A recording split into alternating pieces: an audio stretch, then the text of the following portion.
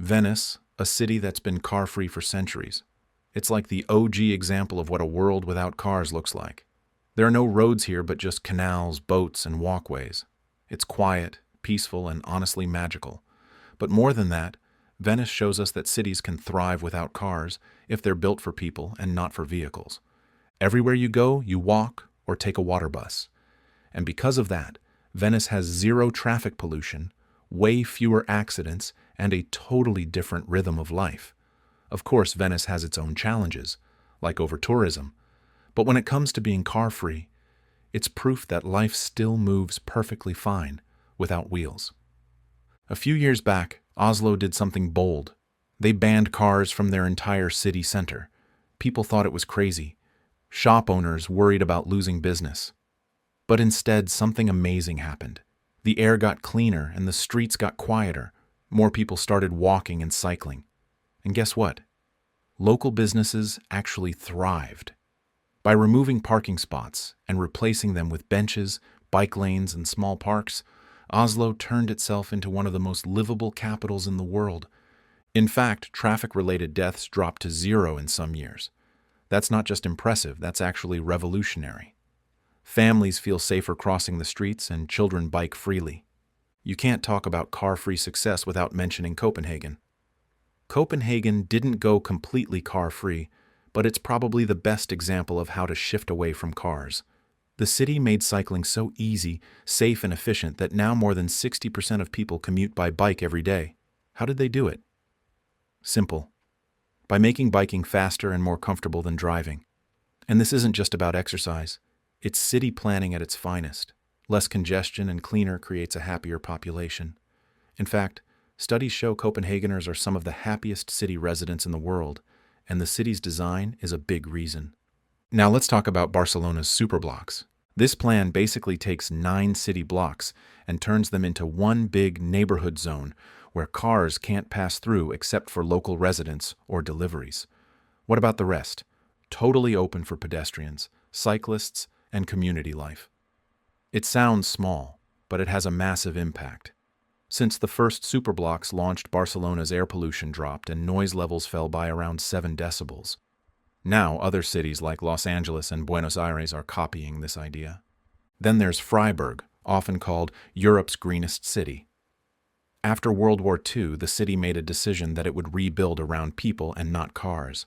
So they designed neighborhoods with everything close by like schools, shops, and parks, all within walking or biking distance. Public transport connects everything else. And cars. They're allowed, but they're actually unnecessary for daily life. As a result, Freiburg's carbon emissions are some of the lowest in Europe, and residents save tons of money on transport. It's literally a model city for sustainability. Even megacities like Paris are getting serious about this matter. Mayor Anne Hidalgo launched a mission to turn Paris into a 15-minute city, which means everything you need should be within a 15-minute walk or bike ride. They have banned cars from certain areas, as they have expanded the bike lanes and even transformed highways along the Seine River into riverside parks. And guess what? In just a few years, Paris saw a huge increase in cycling and a major drop in air pollution. That's the thing. You don't have to go fully car-free overnight. You just need to reimagine for what purpose the streets are for.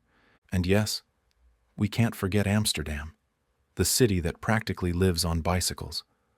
Amsterdam's story goes way back to the 1970s. After a wave of protests called Stop the Child Murder, people demanded safer streets after too many kids were dying in traffic accidents. The government listened and began to redesign the streets to focus on cycling infrastructure. Fast forward to today, bikes outnumber people in Amsterdam. Imagine that. They even built floating bike parking garages near train stations, and they look futuristic. The best part? Businesses still run fine, tourism is still strong, and locals genuinely love their commute. Now, let's jump across continents to Seoul in South Korea. Seoul had one of the boldest urban makeovers in modern history. In the early 2000s, the city literally tore down a massive highway that covered a historic stream, the Cheonggyecheon, and restored it into a 10-kilometer-long public park. People thought it would cause traffic chaos, but what actually happened was the opposite. traffic decreased as more people switched to the subway and buses. The air quality improved, and downtown Seoul became one of the cleanest and most walkable city centers in Asia. Then there's London. It didn't go car-free, but did something smart. It made driving expensive. The city introduced a congestion charge in 2003, which basically makes the drivers pay a fee to enter central London. It was controversial at first, but traffic dropped by almost 30%, and emissions fell sharply. Some cities ban cars completely, while some just make driving inconvenient enough that people choose better options. But in every case, the goal is to give the city back to the people. When a city goes car-free, something magical happens. People start to connect again as street cafes pop up and local businesses boom. There's more safety, more space, and more life. Air clears, kids play, neighborhoods finally breathe. And guess what? It's a game changer for the environment. Transportation is one of the biggest sources of carbon dioxide emissions. So when cities cut back on cars, they directly fight climate change while making daily life actually better. But here's the actual truth. Of course, not every city nailed it. Some tried to go car-free without planning proper public transport, and it backfired, like in some parts of China and the US, where people rely heavily on cars because of long distances. The key lesson? Going car-free isn't just about banning cars. It's about replacing them with better options like metros, buses, trams, bike lanes, and walkable neighborhoods. If people can still move easily, they will adapt fast. If not, they'll resist. And here's the exciting part. The car-free movement is growing faster than ever.